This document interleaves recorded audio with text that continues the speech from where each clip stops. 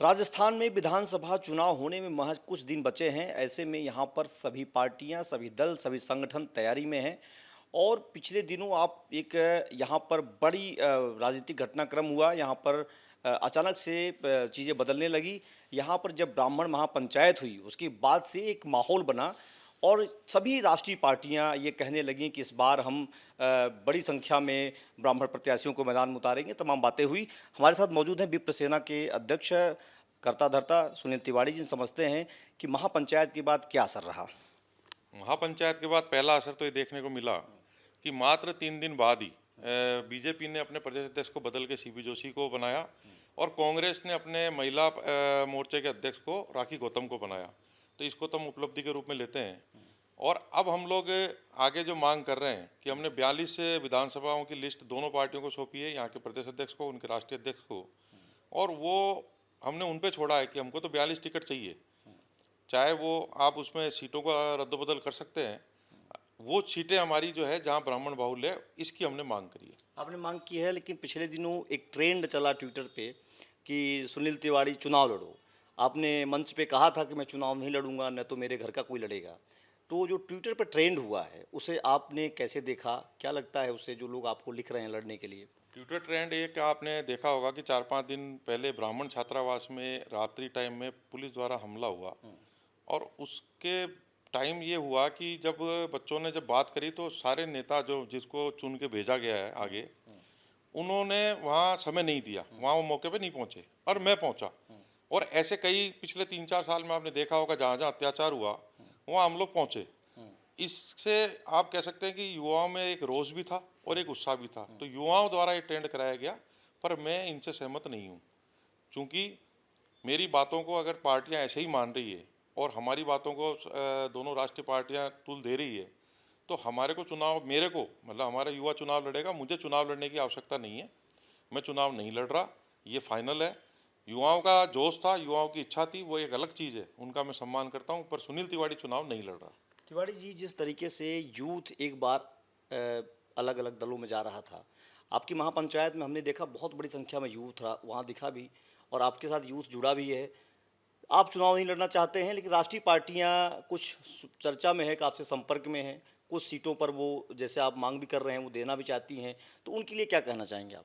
हमारे राजस्थान में 80 से 90 लाख हमारी आबादी है, 42 लाख हमारे वोट हैं, जिसमें 10-12 लाख हमारे वोट ब्राह्मणों के 10-12 लाख हमारे वोट पड़ते थे। इस बार जो युवा आया, 8 से 10 लाख लोगों की संख्या महापंचायत में थी। युवा इस बार इस परसेंटेज को डबल करेगा, मतलब हमारा वोटिंग परसेंटेज डबल हो रहा है। वो लगभग लगभग एक मत है, एकजुट है। ये कहीं पे भी जाएगा, एक मत एकजुट होके जाएगा। इसलिए राष्ट्रीय पार्टियां चाहती है कि कैसे न कैसे करके मैं चुनाव लड़ूं। संपर्क किया, निश्चित तौर पे मैं नाम यहाँ नहीं लेना चाहूँगा, पर मैं आपको बता रहा हूँ कि मैंने पहले भी जो वादा किया समाज से कि मैं मेरे युवाओं को भेजना चाहता हूँ विधानसभा में। मुझे चुनाव लड़ने की आवश्यकता नहीं है, मैं मेरे युवाओं को भेजना चाहता हूँ।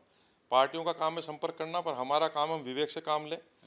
हमें जहाँ पे भी हमने 42 सीटों की मांग करी है, दोनों राष्ट्रीय पार्टियां, समझो कि कोई सीट है, वहाँ अगर एक बीजेपी ने टिकट दे दिया, कांग्रेस ने किसी अन्य जाति को दे दिया, तो वहाँ बीजेपी के साथ है, और कहीं कांग्रेस ने ब्राह्मण को दे दिया, वो कांग्रेस के साथ है।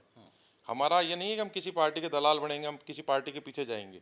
हमारे ब्राह्मण को जहाँ से टिकट मिलेगा वहाँ हम सपोर्ट में खड़े रहेंगे। हमारा युवा, ये मैं जरूर कहना चाहता हूँ आपके माध्यम से सभी लोगों को कि इस बार ब्राह्मण वोटर एकजुट, एक मुट्ठी होकर ब्राह्मण महापंचायत का जो कार्यक्रम हुआ था उस मंच को मान रहा है, और उस मंच को जब वो मान रहा है तो हमारा दायित्व भी बनता है कि वहाँ जो हमने वादा किया था उस पर हम खरे उतरें।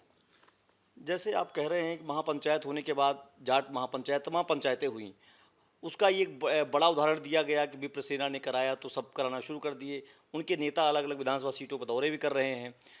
जब ये टिकट मिल जाता है, जितनी मांगे आप कर रहे हैं, तो क्या आपका संगठन उनके लिए काम करेगा या जो टिकट लेके आ रहा है वो पार्टी के साथ ही काम करेगा? उसमें क्या रहेगा, थोड़ा साफ करिए। इसमें दो सिचुएशन बनेगी।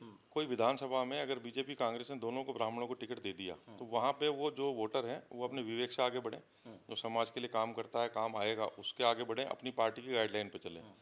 जहाँ दोनों ने ही, अगर ब्राह्मण को ब्राह्मण सीट है, दोनों ने ही ब्राह्मण को टिकट नहीं दिया, वहाँ विप्र सेना ब्राह्मण समाज के साथ मिलके अपना उम्मीदवार निर्दलीय उतारेगी। क्योंकि ये बार बार हम लोग रिक्वेस्ट करते रहे, ये लोग हमको तूल नहीं दें, ऐसा इस बार नहीं होगा। वो हारेगा जीतेगा, किसको हराएगा वो बात की बात है। विप्र सेना वहाँ उम्मीदवार उतारेगी। अगर दोनों पार्टियों में से किसी ने भी एक को ब्राह्मण को टिकट दे दिया तो वहाँ उस कैंडिडेट के साथ विप्र सेना जाएगी। तो ये एक मतलब आपका बड़ा ऐलान भी माना जाए इसे? बिल्कुल 100% हमारा, क्योंकि हमने 3-4 साल से जो काम किया, शोषित वंचित पीड़ित के लिए हमने काम किया, जो आप लोगों ने देखा। पर ये टाइम है हमारा, जो हमने एक नया नारा दिया था, सत्ता, शासन और सड़क। अब ये शासन की बारी है। जब तक विधानसभा में हमारे लोग नहीं जाएंगे, जब तक हमारी बातों को कोई रख नहीं सकता, और युवा जाए जब ज़्यादा अच्छा रहेगा। तो राष्ट्रीय पार्टियां जो संपर्क कर रही हैं, जो आप मांग कर रहे हैं, उनसे क्या और एक दो जो चीज़ें हो रही हैं, क्या समझा जाए अभी पूरा? ब्राह्मण महापंचायत की जो मांगे थी, ईडब्ल्यूएस आरक्षण को 10 से 14% किया जाए, पुजारी प्रोटेक्शन बिल लाया जाए, हमारे जो बच्चे हैं इनके लिए जो और जो सुविधाएं होती वो मिले, सनातन बोर्ड की स्थापना के लिए 29 अक्टूबर को उदयपुर में एक बड़ा महापड़ाव हम लोग कर रहे हैं। ये सब चीज़ें जो हमारी मांग है वो तो है ही। ये अपने मैनिफेस्टो में ब्राह्मण के लिए ज़्यादा क्या लिख सकती है दोनों पार्टियाँ, वो उस पर डिपेंड करता है कि समाज किधर जाएगा। एक आखिरी सवाल करूंगा आपसे, चुनाव होने में बहुत कम समय बचा है, बहुत कम दिन बचा है, आचार संहिता लगने में भी है, दोनों पार्टियां, राष्ट्रीय पार्टियां जो भी हैं आपसे संपर्क में भी हैं, आप उनसे मांग भी कर रहे हैं, आपका ऐलान भी है। एक आखिरी सवाल आपसे करना चाहूँगा कि विप्र सेना जो है कब तक इन चीज़ों पर फाइनलाइज करके मैदान में उतर सकती है, कब क्या कर सकती है? कोई और बड़ा इवेंट, कोई कार्यक्रम होना हो आपका? हमारी पूरी तैयारी है। मैंने जैसे कहा 4 साल से हम लोग तैयार हैं। 200 विधानसभाओं में हमारी टीमें तैयार है। इस बार हम लोग हमारे वोट परसेंटेज को बढ़ाएंगे, पार्टियों के हित में नहीं करके समाज के हित में काम करेंगे।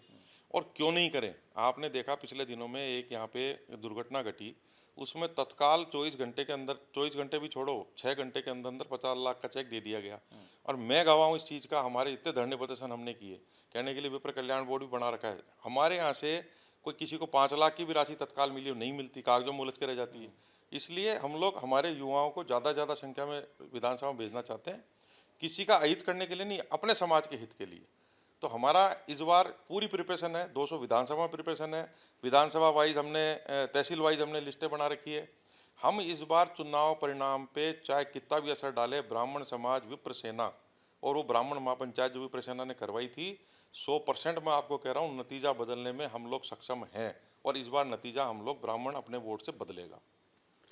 तो ये थे हमारे साथ विप्र महासेना, जो जिसने कार्यक्रम कराया, जिसको पूरे तरह से यहाँ राजस्थान में एक बड़ा माहौल बना। उसके बाद तमाम और जातिगत यहाँ पर महासम्मेलन हुए, महापंचायतें हुई। इनका कहना है, एक बड़ा ऐलान भी है कि ब्राह्मण बाहुल सीटों पर अगर पार्टियाँ टिकट नहीं देंगी तो वहाँ पर विप्र सेना अपने प्रत्याशियों को उतारने में कोई भी कमी नहीं छोड़ेगी। एबीपी लाइव के लिए संतोष कुमार पांडे, जयपुर।